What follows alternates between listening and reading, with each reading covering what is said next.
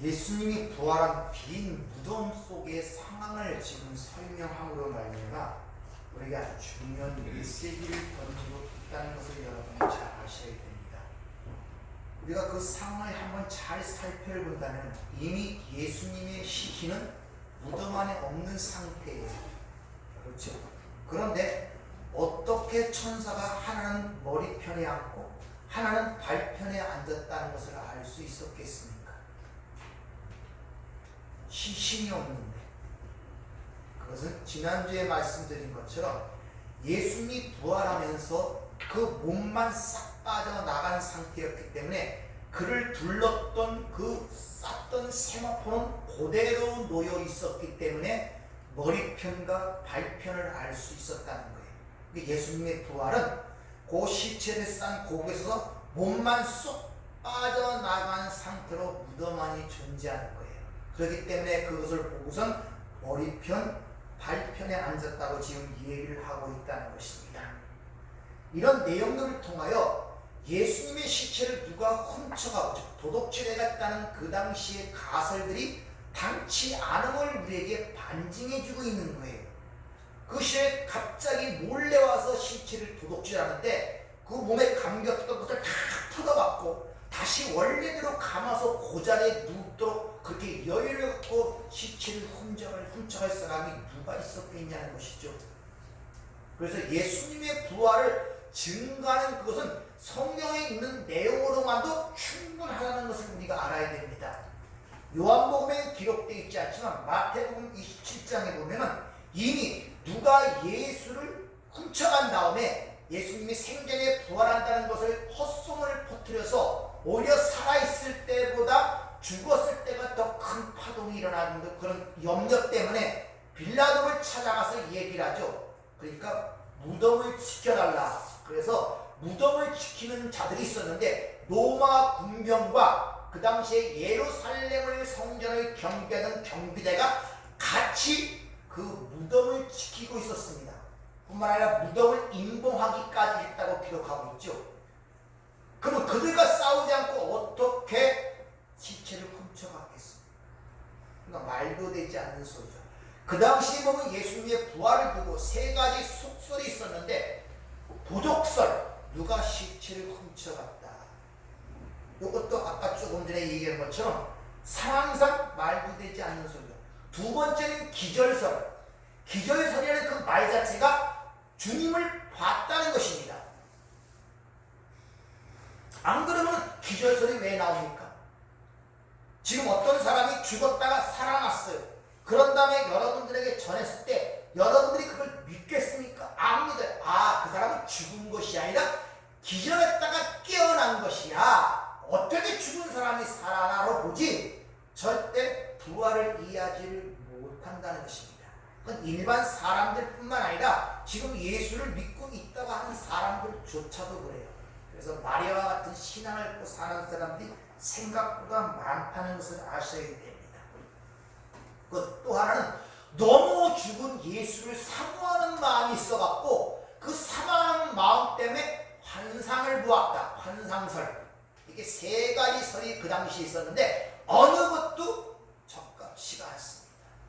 일단 도적설은 그 자체가 거짓말이고, 기절설이라는 자체는 진짜 죽었다가 부활하신 주님을 본 사람이 있었기 때문에 그 사람이 기절했다 살아났다는 그런 이야기가 나온 거 아닙니까?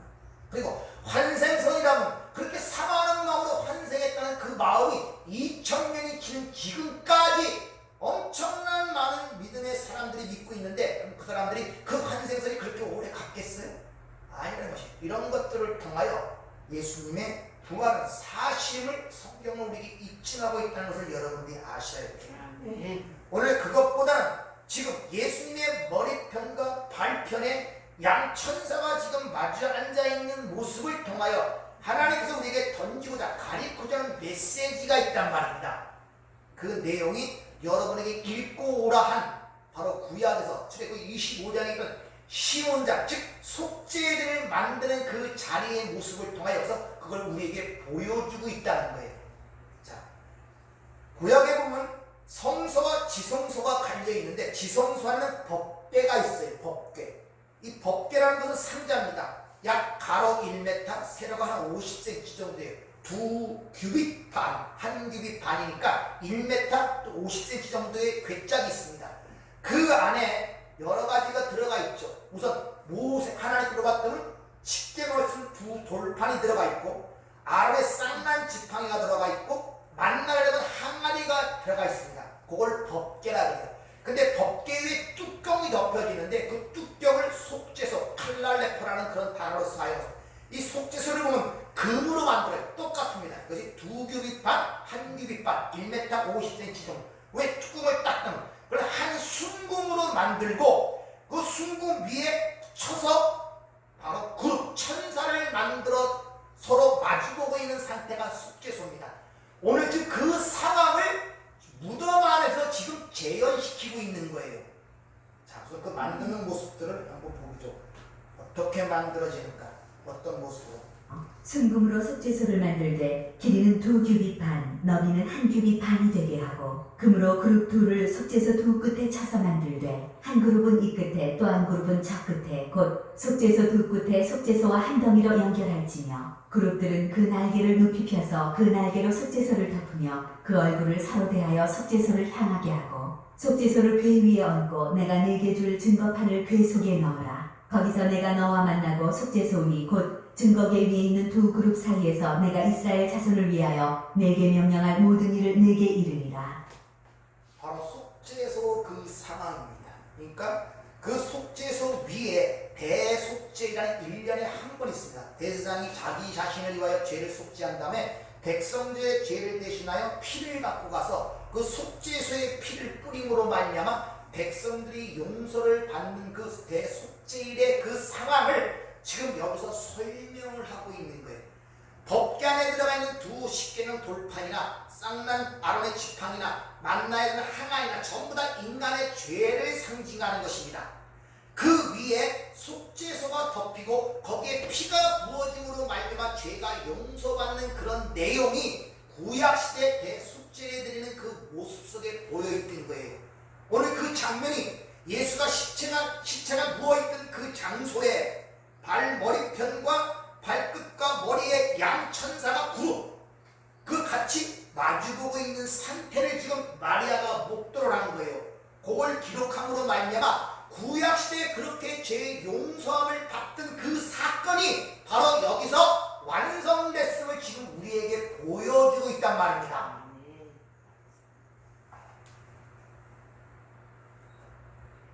즉 그 모습은 예수님의 죽음과 부활하심으로 말미암아 일어난 하나님의 백성들의 속죄의 현실을 선포하는 것을 설명하기 위하여 구약시대의 속죄소의 모습을 여기서 똑같이 반영하여 우리에게 지금 설명을 하고 있단 말입니다. 그래서 바로 머리편, 발편에 두 천사가 있는 모습으로 지금 우리에게 보여지고 있는 것입니다. 즉 하나님의 백성들이 용서받는 모습을 거기서 지금 우리에게 보여주고 있는 거예요. 그걸 보고서 구약의 그 내용을 알았다면 거기에 담긴 내용, 그렇게 1년에 한 번씩 드리는 그 제사의식에서 그것이 말하고자 하는 내용이 무엇인가를 알았다면 마리아는 덴번 그 무덤 속의 그 상황을 통하여 깨달았을 거 아닙니까? 그런데 여전히 마리아는 울고 있었다는 것이죠. 왜? 시체가 없다. 그럼 거기에 시체가 있다고 안 오겠습니까? 넌센스죠. 그것은. 잘 생각들 해보세요. 이 마리아의 행위가 세상에서 볼 때는 상당히 기특한 행위예요. 그 아무라고 힘든 어려운 시기에, 그 시기에 용기를 갖고 아무도 오지 않는 그 밤중에 예수의 시체에 향유를 바르겠다고 나간 것은 그 예수에 대한 애정인 동시에 용기 있는 행동이었단 말입니다. 그것이. 그런데 예수님이 희심이 없었다고 거기서 통곡을 하고 있다는 거예요. 이것이 바로 마리아의 수준이에요. 즉 죽은 예수에게 무엇을 해줄 수 있는 것이 마리아가 생각하는 신앙의 정도란 말입니다.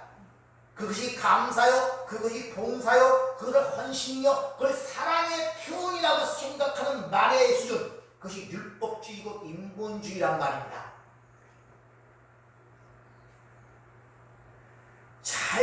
생각을 하셔야 돼요. 여러분 신앙을. 대부분 신앙들을 보면은 추억하는 신앙이에요. 추억하는 신앙. 2000년 전에 예수께서 나를 위해 죽으셨어? 로 거기서 멈춰버려요. 여러분 우상 숭배가 무엇인가를 가리키는 것이 신의 산 밑에서 금송아지 만드는 사건을 통해 보여준다고 했죠. 거기서 금송아지를 만든 그 이유가 뭡니까? 네? 그러니까 우상 숭배라는 자체도 여러분들은 지금 모르고 계시는 거예요. 우상 숭배는 단순한 개념을 어떤 것을 만들어 놓고 복 주세요, 복 주세요. 그거를 우상으로만 생각하고 있어요. 그러니까 그런 거 안 하면 나는 우상 숭배 안 하고 있다고 전부 다 생각들 하지만 신앙생활 전체가 전부 다 우상 숭배하는 대로 가면서도 몰라요. 왜? 우상 숭배는 자체가 뭔지를 모르기 때문에 어떤 형상이나 만들어 놓고 복 주세요 비는 것을 우상 숭배로 생각하고 있단 말입니다. 우상 숭배라는 것은 곧 우리를 위하여 우리를 인도한 신을 만들어낸 것이 금송아지란 말입니다. 나를 위하여 우리를 위하여 하는 모든 행위는 전부 다 우상 숭배라는 것을 여러분이 아셔야 돼요. 네. 성경은 인간이 절대적 하나님의 의존적 존재로 만들어진 피조물이 인간이란 말입니다. 그래서 모든 짐승과 동물 중에서 태어나면서부터 전적으로 부모를 의지할 수밖에 없는 것이 사람밖에 없어요. 짐승은 일어나면 바로 밥을 먹고 일어나고 뛰지만 인간은 평생 동안 부모를 의지하고 부모로부터 가르침을 받아야 하는 것이 인생이란 말입니다. 사람이란 말입니다. 10개월 동안 뱃속에 있다 나와도 또 아무것도 못해요. 먹는 거 위에는 감각도 없고 젖을 물려줘야 먹고 아무것도 못해요. 움직이지도 못해요. 처음나서는요. 가장 미약한 존재로 왜 태어나겠습니까? 영적인 만물의 영장이라는 인간은 절대적으로 하나님 의존적 존재로 탄생했단 말입니다. 근데 나를 위하여 십자가에 죽으신 예수, 거기서 멈추는 마리아의 수준이란 말입니다. 그때 일을 추억하면서 회상하면서 나를 위해 죽었어, 그 은혜는 어떡하지? 이게 굉장히 신앙이 좋은 것 같고 믿음이 좋은 것 같죠? 아니에요. 그 우상숭배란 말입니다. 다른 말로 몇백 년 전에 이수신 장군이 우리나라를 위해서 몸을 희생했어. 얼마나 우리가 본받아야 할 삶이야. 그 이순신 생각 추억하는 거나 예수 추억하는 거나 다른 것이 무엇이야 말입니다. 똑같단 말입니다. 근데 그걸 신앙이라고 생각하고 있어요. 그걸 예수 믿는다고 생각하고 있다니까요. 나를 위해 죽어서 거기서 끝나면 안 돼요. 그 예수가 나를 위해 죽어서 끝나는 것이라 바로 그 예수가 내가 되어 죽었고 내가 거기서 죽었다는 걸 아셔야 돼요. 아멘. 그리고 함께 부활했다는 사실을 아셔야 된단 말입니다. 아멘. 내가 거기서 죽었다니까요. 아멘. 바로 예수가 나가 되어 죽었다니까요. 내 죄인이 되어 죽었다니까요. 그래서 내가 거기서 죽은 거예요. 아멘. 부활신앙이 되지 못하면 이 마리아 같은 맨날 울고 짜는 신앙이 되는 거예요. 예수 시체 없다. 그것이 헌신과 감사와 어떤 봉사로 생각하고 평생을 살아가. 2000년 내 때문에 예수가 죽었어. 그게 뭐요? 근데 그걸 신앙생활 잘한다고 생각들 하고 있다니까. 유대주의란 말 잘 보세요. 지금도 마찬가지입니다. 사람들이 왜 시신에게 화장을 시키고 고가의 옷을 입히고 고가의 관을 집어넣어서 큰 무덤을 쓰려고 합니까?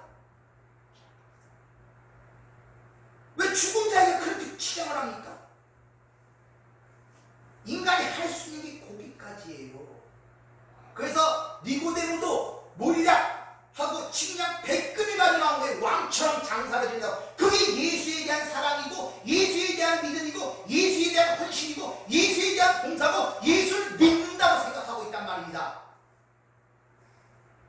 부활하신 주님, 내가 그 예수와 함께, 아니 예수가 나가 되어 내 죄인이 되어 거기서 내가 거기서 죽었구나. 아멘. 그걸 인지하지 못하면 신앙의 발전이 없어요. 맨날 울고 짜는 신앙이에요. 항상 살아계신 주님이라고 부르지만 부활을 이해하지 못한단 말입니다. 앞에 8절 10절을 보면 그때야 무덤에 내려갔던 다른 제도 들어가 보고 에이도 믿더라. 여기서 에이도는 과거의 경과 체험을 통해서 본 자기의 생각으로 그걸 보고 믿더라. 이것도 과거에 믿음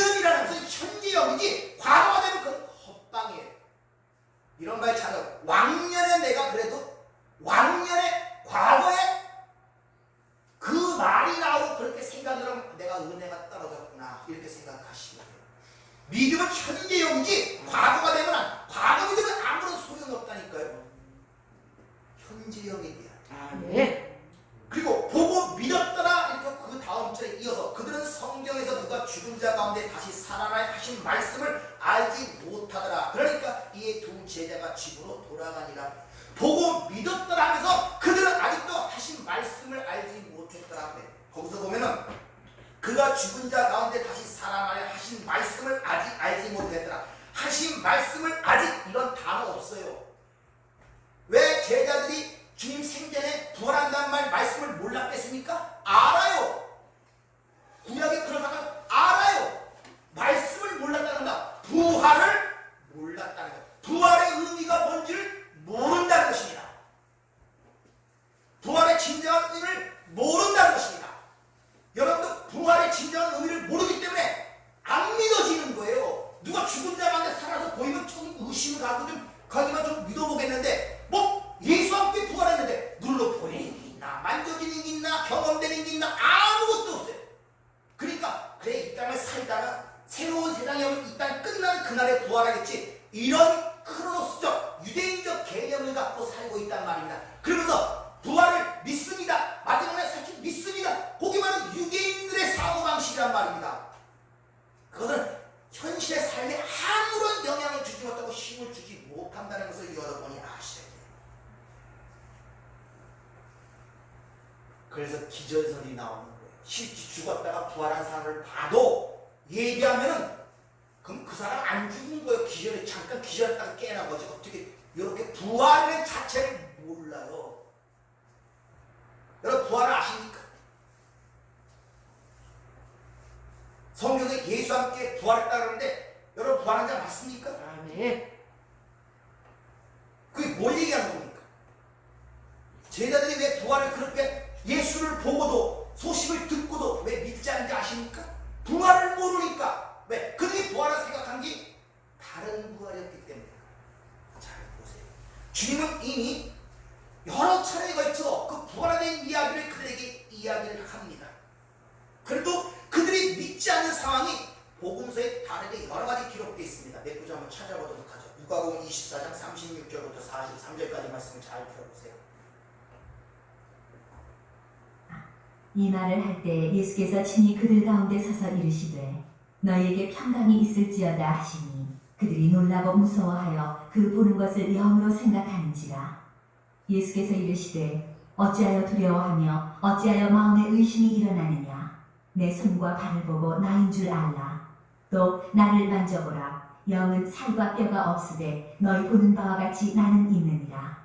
이 말씀을 하시고 손과 발을 보이시나 그들이 너무 기쁨으로 아직도 믿지 못하고 놀랍게 여길 때에 이르시되 여기 무슨 먹을 것이 있느냐 하시니 이에 구운 생선 한 토막을 드리니 받으사 그 앞에서 잡수시더라. 자, 나타났더니 유령인 줄 알고 깜짝 놀라서 믿지 못하니까 주님이 살과 뼈, 자기 상처를 보여주면서도 나는 살과 뼈가 있는 자다.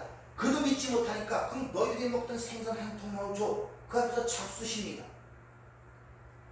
믿지 못하니까. 여기서 보면은 만져봐라. 영은 살과 뼈가 없다 이렇게 얘기해요. 이 혈육이 아니라 살과 뼈라는 단어를 사용함으로 말이야. 이게 첫 번째 살과 뼈라는 단어가 어디서 나오냐면 하나님께서 아담을 잠들게 하시고 갈비뼈를 취하고 하와를 만든 다음에 그 취한 그 갈비뼈에 살로 채워지는 살과 뼈가 처음 나와요. 그러니까 바로 지금 내가 부활한 것은 너희로 연합하기 위하여 첫 번째 창세기 2장 21절에 기록된 하나님의 백성이 만들어지는 그것을 지금 상기시키고 있단 말입니다. 근데 그들은 그걸 이해하지 못하는 거예요. 그러니까 먹으면서 까야지 그거예요. 근데 보면은 너무 기쁨으로 아직도 알지 못하고 이렇게 얘기를 합니다. 여전히 불신하고 있단 말입니다. 다시 말하면 믿음이라는 것은 감정, 기분 아무런 상관없어요. 여러분 기분이 좋다? 감정이 깊다? 그게 믿음이라고 생각하시면 절대 안 된단 말입니다. 너무 기쁨으로 그럼 믿어야 될 거 아닙니까? 근데 여전히 불신앙하고 있더라 이런 말이에요. 여러분 믿음 생활을 기분으로 보시면 안 돼요. 감정으로는 절대 안 됩니다. 근데 대부분 그런 식으로 살아가죠. 내 마음이 기쁘면 믿음이 좋은 것 같고 마음이 슬프면 믿음이 없는 것 같고 그렇게 기준을 잡고 있지 않습니까 여러분들? 아니란 말입니다. 사도행전 1장 3절을 봐도 그가 고난을 받으신 후에 또한 그들에게 확실히 많은 증거로 친히 살아계심을 나타내서 40일 동안 그들에게 보이시고 하나님 나라의 일을 말씀하십니다.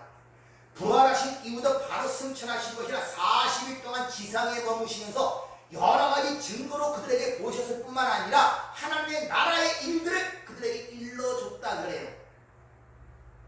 빌도 못 믿는 부활, 못 믿는다는 말은 예수님 부활하신 날에 그 말씀을 못 믿는다는 것이 아니라 부활을 진정 깨닫지 못하고 있었단 말입니다. 그래서 고린도 15장은 사도 바울이 고린도 교회에 또 이렇게 써보내죠. 15장 3절부터 8절까지 잘 들어보세요. 내가 받은 것을 먼저 너희에게 전하였노니 이는 성경대로 그리스도께서 우리 죄를 위하여 죽으시고 장사 지낸 바 되셨다가 성경대로 사흘 만에 다시 살아나사 게바에게 보이시고 후에 12 제자에게와 그 후에 500여 형제에게 일시에 보이셨나니 그 중에 지금까지 대다수는 살아있고 어떤 사람은 잠들었으며 그 후에 야고보에게 보이셨으며 그 후에 모든 사도에게와 맨 나중에 만삭되지 못하여 자 같은 내게도 보이셨느니라. 500여에게 보이셨다는 것. 대다수가 그 당시에 살아있었다는 것입니다. 부활 승천함을 본 자들이 있단 말입니다.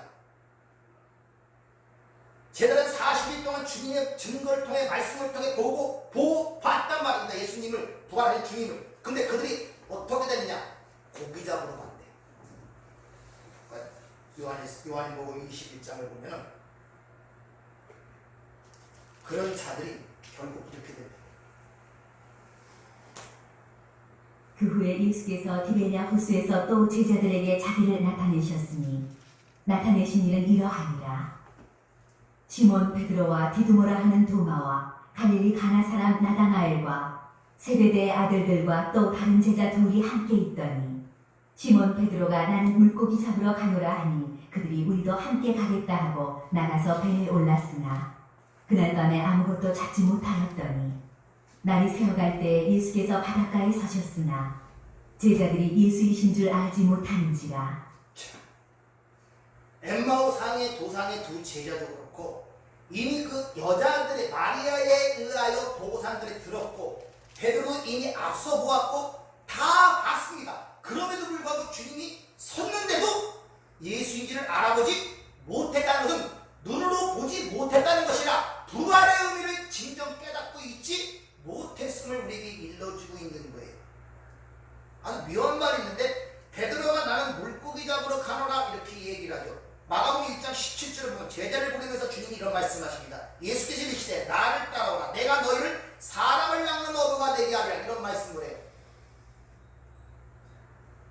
베드로 이 어부들에게 너희는 물고기를 낚는 것이 아니라 사람을 낚는 어부가 되기 위해서 내가 너희를 불러냈다 이 말이에요. 근데 여기는 부활하신 주님을 알지 못하고 무슨 물고기를 잡으러 갑니까? 그러니까 그 밤에 낮에 그 밤에 아무것도 잡지 못하는 거예요.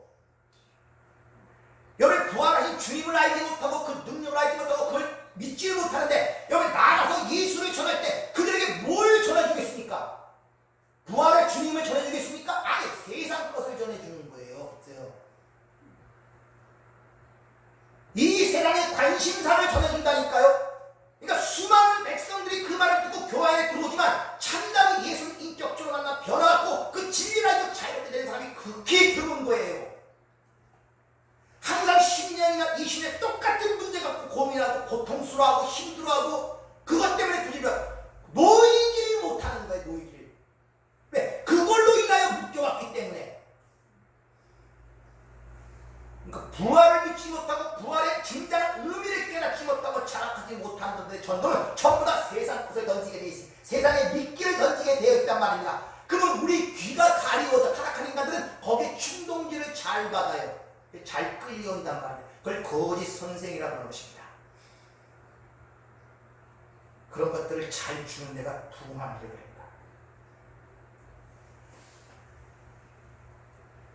부활할 뿐만 아니라 승천할 때까지도 제대로 못 깨닫습니다. 사도행전 1장 6절 7절 보면 그들이 모였을 때 예수께서 여쭈어 이르되 주께서 이스라엘 나라를 회복하시니 이때니까니 이르시되 때와 시기는 아버지께서 자기 권한에 주시니 너희는 알 바 아니요. 여전히 주차시는 그 주님을 향하여 묻는 질문이 이 땅에서 자들이 생각하던 다윗의 왕국의 회복이 되겠느냐의 질문이 있는 거예요. 여전히 그들의 메시아관은 이 세상에 대한 메시아관, 정치적, 군사적, 경제적 메시아관을 버리지 못하고 있는 거예요. 오병의 기적에 대해 수많은 사람들이 와서 예수를 임금으로 삼으려고 그러죠. 똑같다. 제가도 똑같단 말입니다. 그러니까 승천하는 주님을 보고도 그렇게 묻는 거예요. 여전히 이 지상에서의 왕에 대한 갈망과 벼슬에 대한 갈망을 잃지 못하고 그것이 예수가 이 땅에 오신 일로 생각하는 그 틀에서 벗어나지를 못하는 거예요. 자, 그럼 왜 이런 것들을 우리에게 지금 전달해 주고 있냔 말이에요. 무엇을 말하고자 하겠습니까? 야, 니들은 그렇게 믿음이 없냐? 부활하신 주님을 그렇게 보고 봤으면서도 아직도 믿지 못하냐? 나 같은 벌써 믿었겠다. 그들을 책망하고 그들을 나무라고 우리에게 주는 것이 아니란 말입니다. 왜 이런 이야기들이 기록되어 오늘 우리에게 보여주고 있겠습니까?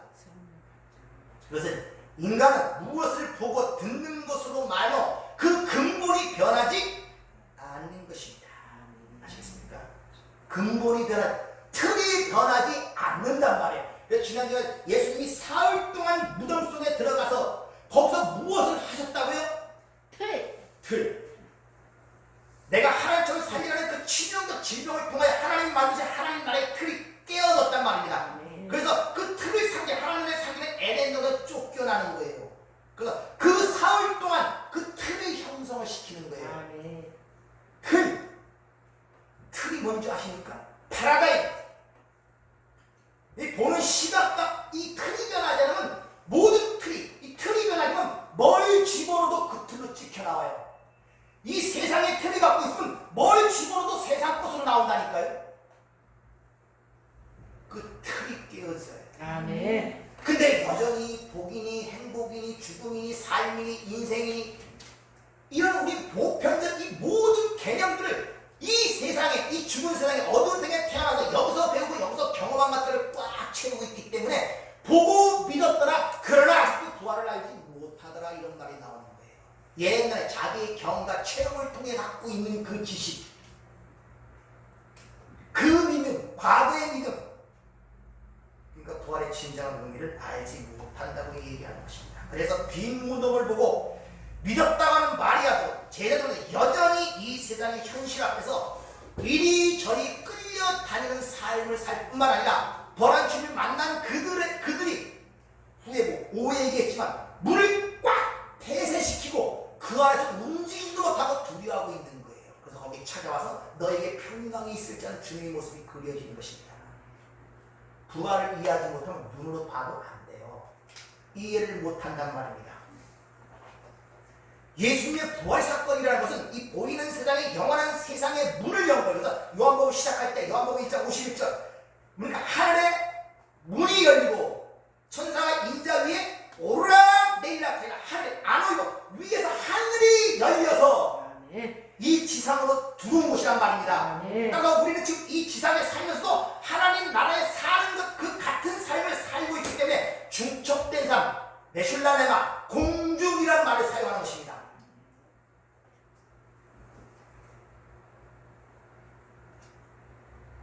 그래서 지난주에 말씀드린 것처럼 예수님 십자가에 죽으시고 부활했을 때 무덤에서 죽은 성도들이 일어나는 사건이 그려지는 것입니다. 새로운 세상이 왔단 말입니다. 따라서 이 부활의 사건을 이해한 자들, 깨달은 자들은 우리가 그전과 같이 예수님이 틀을 새롭게 만들어 놓았다고 그랬죠. 그 틀을 갖고 살기 때문에 옛날과 다른 패러다임으로 모든 사건과 상황을 이해하기 시작한단 말입니다.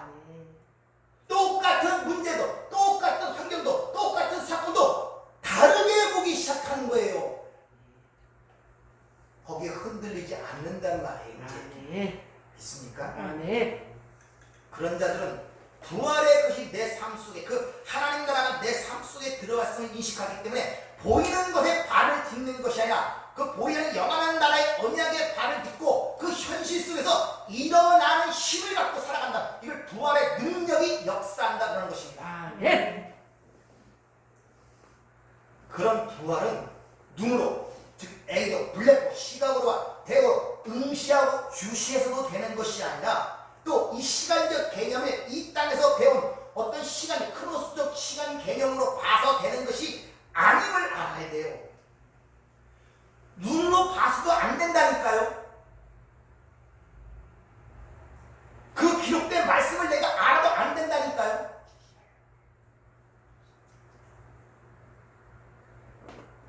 그것은 그래서 틀이 세워진 다음에 우리가 뭘 하는 것이 아니라 뭐가 와야 됩니까? 나머지 4일 동안 내용물이 하나님 나라의 피조물들이 채워진 성령이 오는 거예요. 그걸 또 다른 보혜사 그리스도의 영, 성령, 하나님의 영으로 예수가 십자가의 죽으심으로 말해 새로운 틀로 만들어 놓고 그 위에 성령이 들어오는 말 새롭게 창조되는 것이 우리의 구원이란 말입니다. 따라서 성령을 받지 않고 성령이 내 안에 오지 않고는 하나님의 말씀을 친구의 66권을 다 머릿속에 암송하고 있더라도 그걸 몰라요.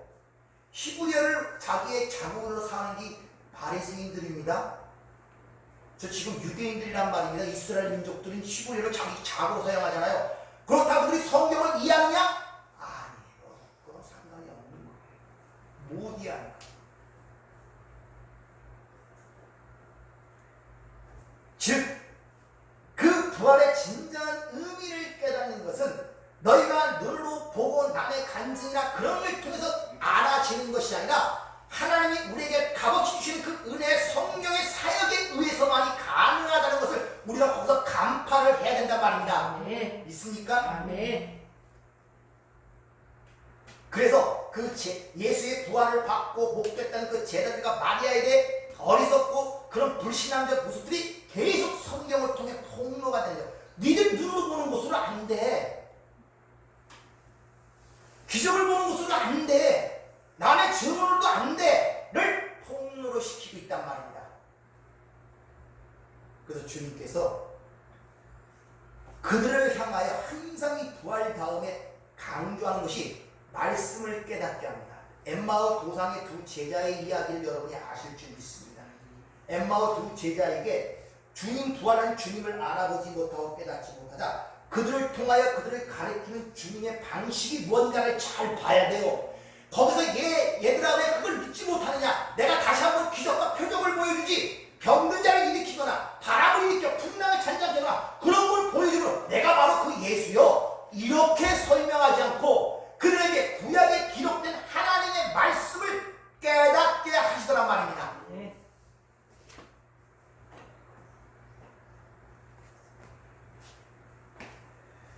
무슨 말이냐?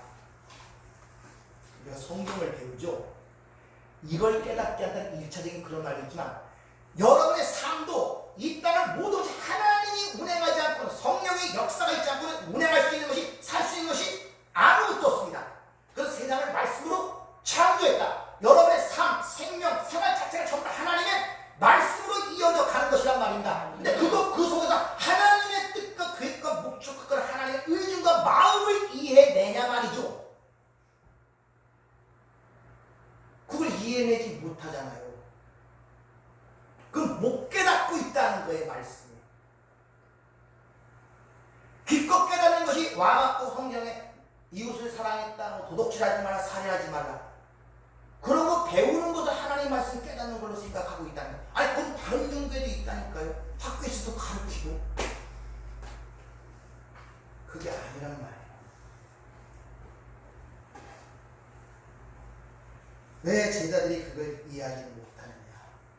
그것은 그들이 갖고 있는 인식이 예수님의 부활이 자신들이 기대하고 원하고 소원하던 현실로 보여져야지 되는데 예수님이 부활했지만 아무런 현실의 변화가 없네. 그렇잖아요. 예수님이 죽은 가운데 부활했으면 자기 삶에 엄청난 변화가 와야 되잖아요. 못 사는 자가 잘 살게 된다든지 희명자가 힘을 받게 된다든지 그때 로마 시민은 예루살렘이 서로 합시다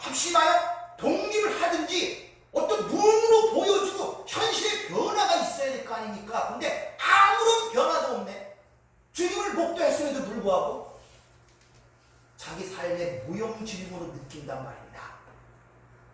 자기 삶의 예수의 부활이 무형지물로 느껴져요.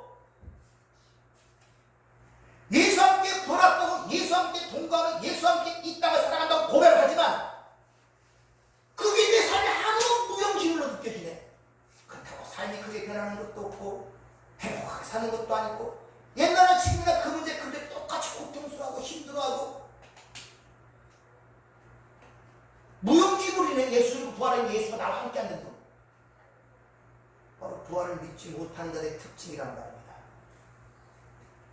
그래서 대부분 부활하는 그 능력을 갖고 있으면 여러분 마블 영화 잘 알죠? 타노스 나오는 거, 어벤져스에 나오는 거 이런 것처럼 어떤 눈앞에 좀 획기적인 것들, 막 초월적인 것들 그런 게 눈앞에 왔다 갔다 하고 뭐가 주위의 환경이 그렇게 변해야 야 이게 부활의 능력이구나. 이런 동화적인 개념을 갖고 예수 믿는 사람들이 예상보다 많습니다. 마블 영화 같은 생각들을 하고 있어요. 부활을.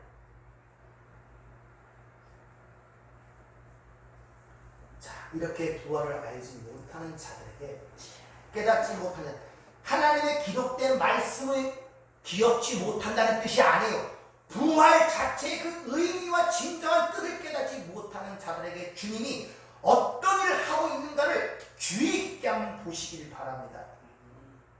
모세와 선지자를 통하여 모든 성경에 쓴 것인데 그것은 바로 자기에 관한 것을 풀어 그들에게 설명하시더라 이렇게 얘기해요. 구약 전체가 그게 시편, 모세의 글, 선지자의 글 아닙니까? 모든 성경, 이 당시에는 신약이 없었으니까 구약의 모든 것이 나에 대한 것이라고 말씀하시고 그걸 풀어 그들에게 설교하셨단 말입니다. 제가 여러분에게 공부해서 설교하듯이 설교했단 말입니다. 진정 의미가 뭔가를. 그랬더니 예수님이 그렇게 눈을 열어 설교를 했더니 그들의 눈이 열려서 예수가 보이기 시작하네요. 아멘. 근데 보이자마자 그 순간에 예수 또 사라져버려요.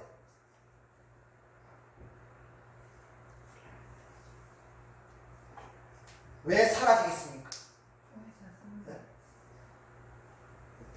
얘들아, 신앙이고 믿음이라는 것은 보이는 것으로 되어지고 보이는 것으로 성숙되어지고 보이는 것으로 유지되는 것이 아님을 가리키기 위하여. 아멘. 믿음은 바라는 것들을 실상에 보지 못하는 증거라는 말씀을 알고 계시잖아요. 근데 자꾸 왜 믿음을 보여달라고 하십니까? 믿는다고 하면서. 그 말씀을 잘 알고 계시잖아요. 그러니까 그 말씀을 기억하고 아는데 그 진정한 의미가 모르기 때문에 그걸 말씀을 모른다 그럽니다. 그래서 신구약 전체를 암송해서 아무 소용이 없는 거예요. 다시 말하면 신앙이라는 것은 인간의 노력이나 어떤 시도로 절대 생산해낼 수 없을 뿐더러 스스로 만들어낼 수 없음을 가리키는 거예요. 아멘. 그래서 믿음은 아무나의 것이 아닌 것입니다. 아멘. 구원받는 믿음은 주님이 가셔서 또 다른 보혜사를 우리에게 보내주셔야 하니 그 믿음에 의하여 눈이 열려 예수님이 하신 일이 이해가 되고 깨달아지기 시작하는 거예요. 그럴 때 그것이 부활의 능력이 역사하고 있다는 거예요. 그래서 주님이 말씀하잖아요. 요한복음 16장에 얘들아 내가 너희를 떠나는 것이 너희에게 유익하다. 실상을 말하노니 이 실상이 뭐냐? 알레테이아 진리. 내가 너에게 진리를 말하노니 내가 떠나는 것이 너에게 유익한 거예요. 왜? 내가 가야 아버지께 구하여 또 다른 보혜사가 너에게 주어질 때만이 믿음이 주어지고 비로소 내가 가르치는 것이 무엇인가를 알게 될 것이기 때문에. 아멘.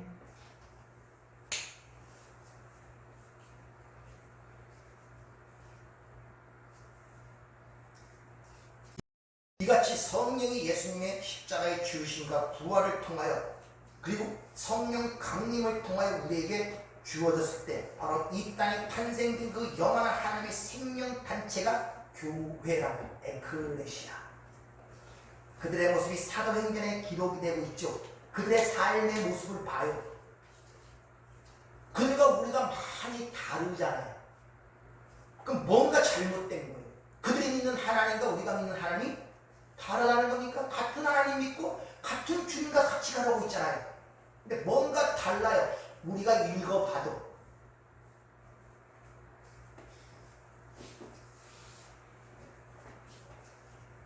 그래서 이렇게 예수와 함께 부활에 참여한 자들을, 즉 성령의 강림에 의하여 새로운 생명으로 탄생된 자들을 첫째 부활에 참여한 자, 이렇게 이야기합니다. 계시록 20장 6절.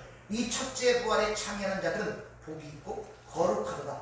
둘째 사망이 그들을 다스리는 권세가 없고 도리어 그들이 하나님과 그리스도의 제사장이 되어 1000년 동안 그리스도와 더불어 왕노릇하리라.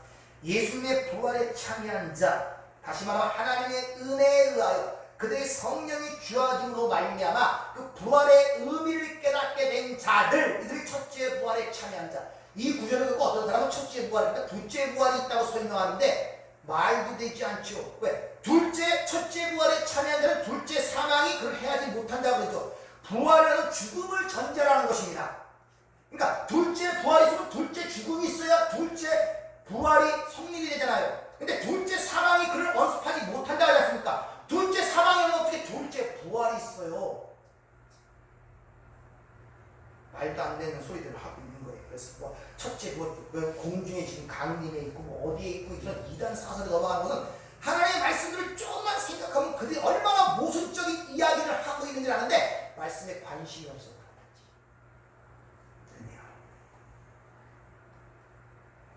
그렇게 첫째 부활에 참여한 자들은 이 지상에 살면서 동시에 옳은 세상을 사는 자들이란 말입니다. 다시 말하면 이 어둠의 세상 속에서 빛으로 살아가는 자들이란 말입니다. 그러니까 어둠 속에 살아가는 자들과 빛으로서 어둠 속을 사는 자들과 모든 보는 시각이 달라질 수밖에 없고 이 사고의 틀이 달라질 수밖에 없는 것입니다. 지난 수요일날 말씀드렸죠. 왜 여자가 아이 낳는 것이 부정합니까?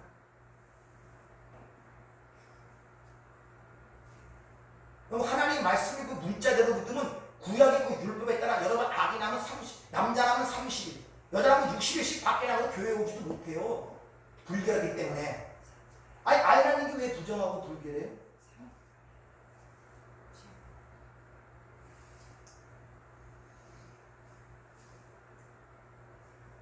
이렇게 첫째 부활에 참여한 자들은 시각이 달라져요. 이 세상의 모든 것들을 다르게 보기 시작해요. 다른 말로 모든 부분에서 애를 낳는 것부터 인생이 태어나서 죽을 때까지 믿음을 통하여 바람을 통하여 꽃을 통하여 숨쉬는 통하여 오장육부를 통하여 하나님의 별들을 통하여 지구와 모든 달과 별들을 통하여 하나님의 말씀을 모두 듣게 된단 말입니다. 말씀을. 그 어디 간들 상관이 없는 거예요. 감옥에 간들. 그걸 자유라고 해요. 그 진리가 너희를 자유케 하리라. 이렇게 이야기를 하고 있는 것입니다. 따라서 이렇게 첫째 부활에 참여한 자들은 현상들, 눈에 보이는 현상이나 현실이나 사람들에 의하여 그 감정적 또 의지적인 것에 대해 흔들리지 않습니다. 그럴 때마다 내가 어떤 신분과 위치에 있는가를 스스로 상기를 시킨다는 말입니다. 그리고 세상에서 어떤 걸 집어넣어도 틀이 변했기 때문에 의로 나오게 돼 있어요. 틀이 변했기 때문에 세상에 어떤 걸 집어넣어도 의로 나오게 있다니까요. 그러니까 모든 것이 가해요. 술을 먹어도 되고 담배를 펴도 돼요. 아무런 문제가 되지 않습니다. 그러나 그것이 내게 유익하지 않은 줄 알기에 절제하는 거랍니다. 모든 게 가해요. 모든 게. 그게 바로 자유, 율법에서 해방된 그들의 삶의 모습이란 말입니다. 뭘 집어넣어도 의로 나온다니까요. 아니 예수는 하나님의 아들 예수를 그 창녀촌에 집어넣는다고 그분이 하나님의 아들이 아닙니까? 그 분위기에 의해 그 사람을 막 타락한 사람입니까? 바리새인들과 같이 돼가고 그 사람이 타락한 사람, 율법 사람입니까? 아니, 본질은 변하지 않는다. 따라서 부활한 자, 첫째 부활의 자가 하나님의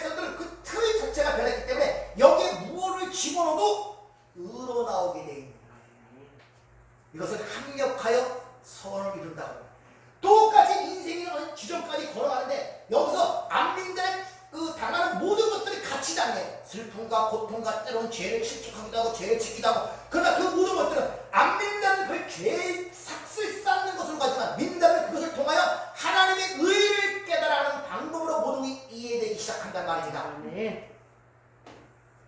그렇게 되면 사람을 볼 때마다 율법으로 정죄하지 않게 되는 거예요. 너는 왜 죄인이냐, 너는 왜 의인이냐, 이런 가치 평가가 사라져버리는 거예요. 정죄하지 않는다는 것입니다. 아멘. 근데 거기서 벗어나지 못하면 똑같아요. 유대인들처럼. 넌 창녀니, 넌 동성애자니, 너는 왜 사망의 그 모양이니. 거기서 나와버리면 싸울 이유가 없는데 거기 있기 때문에 그런 거예요. 따라서 여러분이 그런 새로운 세계를 지금 살고 있다면 이 땅에서, 그리고 부활하신 그 주님과 성령께서 내 안에 연합됨으로 말미암아 우리의 삶을 지금 이끌어 가시고 있다고 믿는다면은 그 주님이 여러분의 삶을 최선의 곳으로 인도하시겠습니까? 최악의 곳으로 인도하시겠습니까? 최선으로 인도하십니다. 확신이 있습니까? 아멘. 보이는 현실과 상황 속에서 원망하고 불평하고 절망하고 낙심하지 말란 말입니다. 아멘. 최선으로 인도하고 있는데 근데 자기 생각으로 그게 안 되는 거예요. 어찌 마음에 의심하였느냐, 이 단어가 디아로기존 마이, 아나 마이노, 디아로기존. 왜 네가 위에서 네가 계산하고 그러냐, 이런 뜻이에요. 왜 의심하였는 뜻이가. 아니 네가 왜 위에서 생각하는 것처럼 네 속으로 계산하고 판단하느냐 그래요. 항상 하나님의 말씀이 들어갈 때 우리는 그렇게 시작이 돼요. 안에서 시작해요. 왜? 근데 그것이 하나님의 역사, 하나님의 도우심과 성령의 역사, 하나님의 백성들에게 반드시 드러나게 되는데 그걸 통하여 해답을 얻게 되고 진리를 깨닫게 되는 거예요. 아멘. 의심은 나쁜 것이 아닌 것입니다. 의문을 가져야 돼요. 아멘. 거기에 대한 질문을 던져야 됩니다. 따라서 우리가 이 세상을 살아갈 때 아직도 세상에 살고 있기 때문에 내 감정, 내 마음에 맞지 않은 환경과 여건들이 드러날 때가 있습니다. 여건들이. 그럴 때 그 상황을 옛날처럼 그렇게 보지 말고 다르게 봐야 되잖아요. 아멘. 즉, 그 상황을 하나님 예수님께서 새하늘과 새 땅을 마련해 놓으시고 나를 글로 인도하기 위하여 인도하는 과정 속에 나타나는 과정, 여정이라고 생각을 하셔야 된단 말입니다. 이미 주님이 마지막 설교를 하실 때 이렇게 시작하시죠. 요한복음 14장 1절에 보면 너희는 마음에 근심하지 말고 근심하지 말라. 하나님을 믿으니 또 나를 믿으라. 내 아버지 집에 거할 곳이 많도다. 그렇지 않으면 너에게 일렀으리라. 내가 너희를 위하여 거처를 예비하러 가노니 가서 너희를 위하여 거처를 예비하노니 부활 승천했습니까? 내가 다시 와서 영으로 성령으로 그리스도의 힘으로 너희를 내게로 영접하여 나 있는 곳에 너희도 있게 하리라. 그 여정 속에 일어나는 일이란 말입니다. 아멘. 그 낙심할 일이 없지 않아요. 절망할 일도 없고. 믿습니까? 아멘. 따라서 저와 여러분의 지금 신앙생활은 이 예수님의 부활의 현장 속에서 주님과 함께 살아가고 있단 말입니다. 아멘. 그래서 주님이 공생에 이 땅에 죄인의 몸을 입고 공생에 살 동안 그것이 압축한 것이 공생에 전에 광야 40일 금식 후에 시험기간이란 말입니다. 거기 이 땅에 죄인의 육신의 몸을 가고 시험 닥치는 모든 고난을 통해서 무엇인가를 우리가 이기고 싸워야 될 압축하여 보는 세 가지 시험이고, 부활하신 주님이 아직도 이 땅에 살면서 예수와 함께 돌아온 성도가 이 땅에 살면서 해야 할 일이 무엇인가 하는 것이 승천하기 전 지난 40일 동안에 그분이 하신 일이란 말입니다.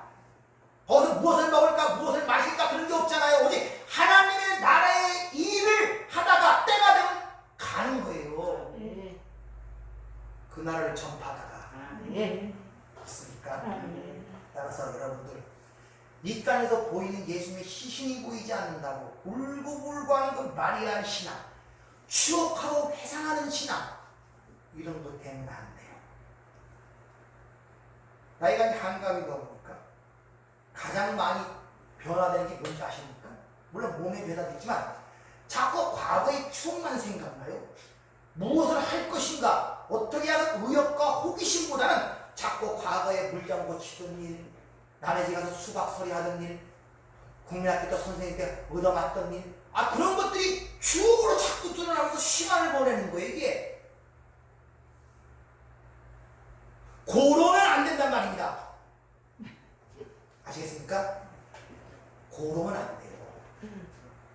그래서 하루하루 성경을 보면서 삶과 경험을 통하여 거기서 하나님을 만나려고 그러고 거기서 하나님을 터치하려고 그러고 거기 하나님과 직접 교류를 통하여 새로운 희망과 새로운 소망과 화해를 느끼려고 노력을 해야지 자꾸 지나간 회상을 하면서 추억을 하면서 야 그때는 좋았지 이제 인생이 늙는구나 이렇게 생각들 하시면 안 돼요.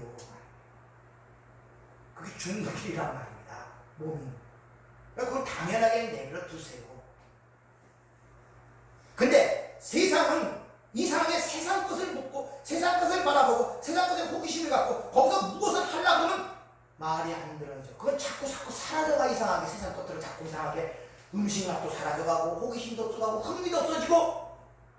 그런데 하나님의 말씀은 보면 볼수록 진짜 감탄합니다. 진짜 우매합니다. 맞습니다 하나님. 맞습니다 하나님. 어찌 돌아가는 구석서부터 벌레 하나부터 하나님의 섭리가 보이지 않는 것이 있겠습니까? 감탄해야 된다니까요. 자꾸 갖고 싶은 거 자꾸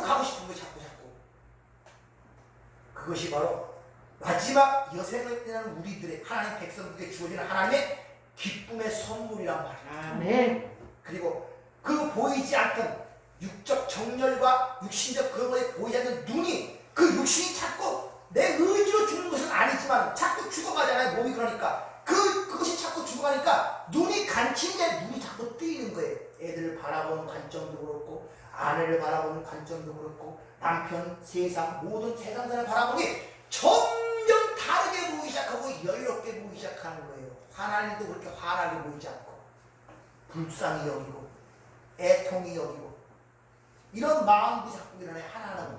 그리고 그렇게 싫어하던 일들도 죄악처럼 보이는 일도 불쌍해 보이기도 하고 귀엽게 보이기도 하고. 야, 너도 한때 저래 가 있었는데 참 그런 것들이 눈이 자꾸 열린다니까. 그래서 눕는 것이 하나님의 백성들에게는 복이란 말입니다. 아시겠습니까? 늙고 병드는 것이 복이라니까요. 이 할날이라는 히브리어 병이라는 이 단어가 할날, 옥에 갇힌 것들을 가리켜서 순풍이 터이게 하는 것을 할날, 병이란 말로 사용해요. 신기하죠? 병이라는 단어가 옥에 갇힌 자들에게 가르쳐서 숨을 쉬게 하는 것, 옥에서 나오게 하는 걸 병이라는 거예요. 그러니까 병만 잘 알아도 평생을 산 것보다 더 많은 것을 깨닫게 되는 것입니다.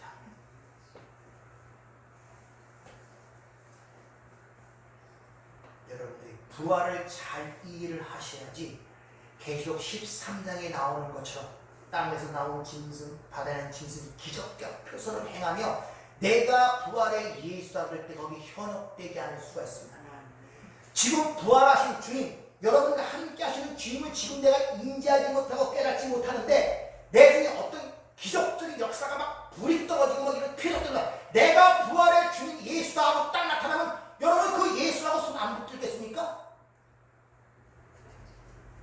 안 붙들겠어요 여러분들?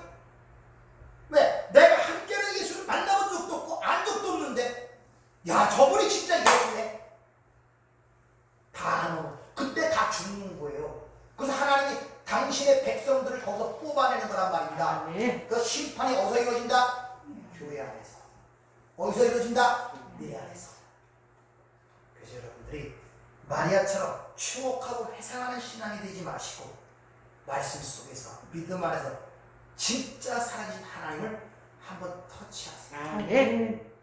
한 번만 만나면 돼요. 한 번만 만나면 평생을 그걸 갖간다니까요. 여러분들. 아브라함이 하나님을 한 번 만나자 그 어려운 것도 다 안 되잖아요. 왜? 하나님이 그를 놓지 않기 때문에.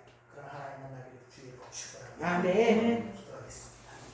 은혜롭고 자유로우신 아버지 하나님, 오늘 말씀을 통해 우리가 많은 것을 배웁니다.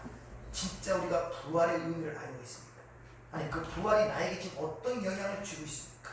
지금 이런 문제를 통해 다시 한번 생각하는 시간이 되게 하셨사오니 성령께서 우리의 심령과 눈과 귀를 열어 모든 것 속에서 하시는 하나님의 놀라운 섭리와 계획을 깨달아 그 은혜를 발견하여 찬양하는 삶이 될 수 있도록 저희들을 축복하여 주시옵소서. 아멘. 예수님 이름으로 기도하옵나이다. 아멘.